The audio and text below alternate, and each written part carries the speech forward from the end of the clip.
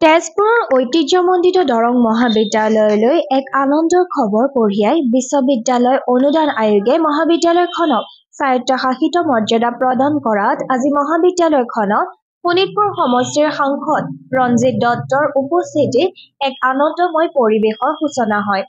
উল্লেখ্য যে কালি সন্ধিয়া মহাবিদ্যালয়খনে আনুষ্ঠানিকভাৱে বিশ্ববিদ্যালয় অনুদান আয়োগৰ পৰা এই অটনমাস মৰ্যাদাৰ স্বীকৃতি পত্ৰ আনুষ্ঠানিকভাৱে মহাবিদ্যালয় কৰ্তৃপক্ষই লাভ কৰাৰ পিছত আজি সাংসদ ৰঞ্জিত দত্তৰ উপস্থিতিত অধ্যক্ষ ডক্টৰ পৰশমণি শইকীয়া, মহাবিদ্যালয় শিক্ষক গোট, প্ৰাক্তন ছাত্ৰ-ছাত্ৰী সন্থা, দৰং মহাবিদ্যালয় কৰ্মচাৰী সন্থা, ছাত্ৰ একতা সভাকে ধৰি বিভিন্নজনে অভিনন্দন জ্ঞাপন কৰে। মহাবিদ্যালয়খনৰ প্ৰায় সকলো শিক্ষক-শিক্ষয়িত্ৰীৰ উপস্থিতিত অধ্যাপক ডক্টৰ স্বপ্নালী কাকতিয়ে আধৰা আৰু মহাবিদ্যালয় পৰিচালনা আৰু উন্নয়ন সমিতিৰ সভাপতি তথা অৱসৰপ্ৰাপ্ত অধ্যাপক ডক্টৰ খৰ্গেশ্বৰ বৰকাকতি, প্ৰাক্তন ছাত্ৰ-ছাত্ৰী সন্থাৰ সভাপতি ধ্ৰুৱজ্যোতি দাসে বিশেষ ভাষণ শুৱনি কৰা অনুষ্ঠানটো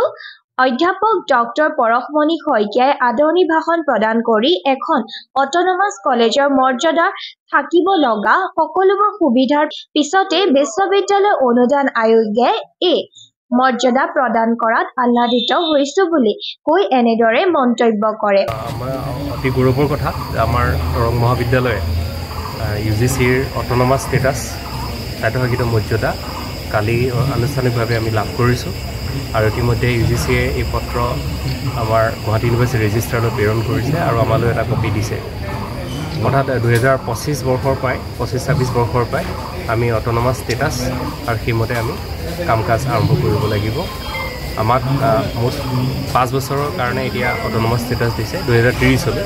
আৰু তাৰ পাছত আকৌ আমি আবেদন কৰিব লাগিব। পৰিকল্পনা হয় দৰং মহাবিদ্যালয়ৰ আমি ইতিমধ্যে মহাবিদ্যালয়ৰ আমি আমাৰ যিটো ইনষ্টিটিউচনেল ডেভেলপমেণ্ট প্লেন তৈয়াৰ কৰিছোঁ আৰু অতি সোনকালে আমি মহাবিদ্যালয়খনক বিশ্ববিদ্যালয় স্তৰলৈ ৰূপান্তৰ কৰাৰ আমাৰ প্ৰচেষ্টা থাকিব। আমি ইতিমধ্যে বিভিন্ন ফাণ্ডিং এজেঞ্চিৰ পৰা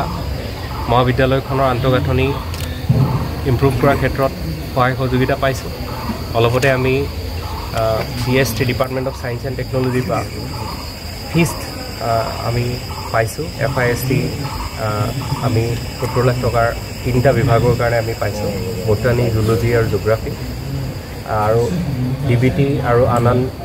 কেন্দ্ৰীয় চৰকাৰৰ এজেঞ্চিসমূহৰ পৰাও আমি বিভিন্ন ফাণ্ডিঙৰে আমাৰ মহাবিদ্যালয়খনৰ আন্তঃগাঁথনি, আমাৰ গৱেষণাৰ যিবিলাক সা সঁজুলি এইবিলাক আমি লাভ কৰিছোঁ আৰু মহাবিদ্যালয়খন যথেষ্ট আগবাঢ়িছে।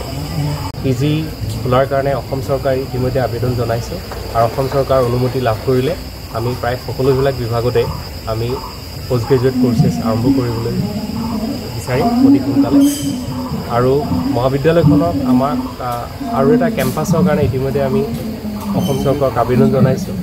আমাৰ সন্মানীয় বিধায়ক ডাঙৰীয়াৰ জৰিয়তে আমি উপায়ুক্ত মহোদয়লৈ পত্ৰ প্ৰেৰণ কৰিছোঁ আৰু আজি আমাৰ মাজত সন্মানীয় সাংসদ ৰঞ্জিত দত্ত ডাঙৰীয়া উপস্থিত আছে আৰু তেখেতৰ জৰিয়তে আমি এটা ছেকেণ্ড কেম্পাছ মহাবিদ্যালয়ৰ কাৰণে বিচাৰিছোঁ আৰু আমি যদি এই ছেকেণ্ড কেম্পাছটো লাভ কৰোঁ তেতিয়াহ'লে আমি আৰু নতুন কাৰিকুলাম কিছুমান আৰম্ভ কৰিবলৈ বিচাৰিম। আনহাতে এই অনুষ্ঠানতে সাংসদ ৰঞ্জিত দত্তক মহাবিদ্যালয় পৰিচালনা সমিতিৰ সভাপতি ডক্টৰ খৰ্গেশ্বৰ বৰকাকতিৰ লগতে অধ্যক্ষ ডক্টৰ পৰশমণি শইকীয়াৰ উপৰিও প্ৰাক্তন ছাত্ৰ-ছাত্ৰী সন্থাৰ তৰফৰ পৰা সভাপতি ধ্ৰুৱজ্যোতি দাস, ভাৰপ্ৰাপ্ত সাধাৰণ সম্পাদক ইন্দ্ৰাণী তামুলী, শিক্ষক গোটৰ তৰফৰ পৰা অৰুন্ধতী ডেকা নাথ, কৰ্মচাৰী সন্থাৰ তৰফৰ পৰা জ্যেষ্ঠ সহায়ক অচ্যুত শৰ্মা আৰু ছাত্ৰ একতা সভাৰ সাধাৰণ সম্পাদক আদিয়ে সম্ভাষণ জনায়। পৰিচালনা সমিতিৰ সভাপতি ডক্টৰ খৰ্গেশ্বৰ বৰকাকতিয়েও ভাষণ প্ৰদান কৰা অনুষ্ঠানটিত সাংসদ ৰঞ্জিত দত্তই ভাষণ প্ৰদান কৰি 1974 চনৰ মহাবিদ্যালয়খনৰ ছাত্ৰ হিচাপে স্মৃতি ৰোমন্থন কৰি মহাবিদ্যালয়খনৰ ঐতিহ্য সদৰি কৰি সাংসদ পুঁজিৰ পৰা 25 লাখ টকাৰ অনুদান ঘোষণা কৰে।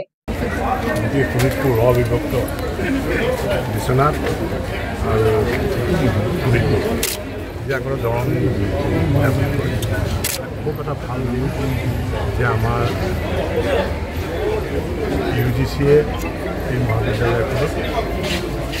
অটনমাস ষ্টেটাছ 2025 পৰা 30 আছে গতিকে আজিৰ দিনটোত এই মহাবিদ্যালয়ৰ এজন নতুন ছাত্ৰ হিচাপে আৰু লগতে শোণিতপুৰ সংসদীয় সমিতিৰ সাংসদ হিচাপে আজিৰ অনুষ্ঠানত এই মহাবিদ্যালয়ৰ কাৰণে বহুখিনি কৰিবলগীয়া আছে ইনফ্ৰাষ্ট্ৰাকচাৰৰ বহুতখিনি প্ৰয়োজন আছে চৰকাৰৰ ফালৰ পৰা বিভিন্ন ধৰণৰ আৰ্থিক অনুদান দিয়া হৈছে আৰু এই মহাবিদ্যালয়ৰ ইয়াত ইনফ্ৰাষ্ট্ৰাকচাৰ ডেভেলপমেণ্টৰ কাৰণে মোৰ সাংসদ বুলিৰ পৰা মই 25 লাখ টকা মহাবিদ্যালয়খনত কৈছোঁ 25 লাখ টকা তেওঁলোকে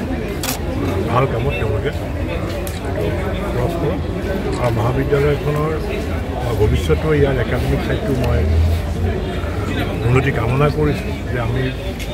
ইনফ্ৰাষ্ট্ৰাকচাৰ ডেভেলপমেণ্টৰ লগে লগে ইয়াৰ শিক্ষাৰ পৰিৱেশটো আহিব আৰু ভাল হ'ব লাগিব গতিকে মহাবিদ্যালয়ৰ অধ্যক্ষ ডাঙৰীয়া